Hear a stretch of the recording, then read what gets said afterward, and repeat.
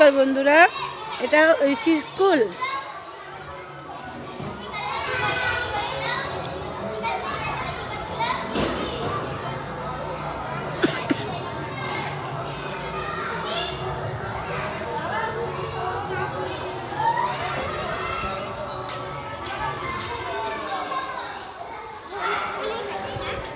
ঐশী স্কুলে আজকে teachers day ছিল, তাই ঐশী আজকে খুব মজা করেছে।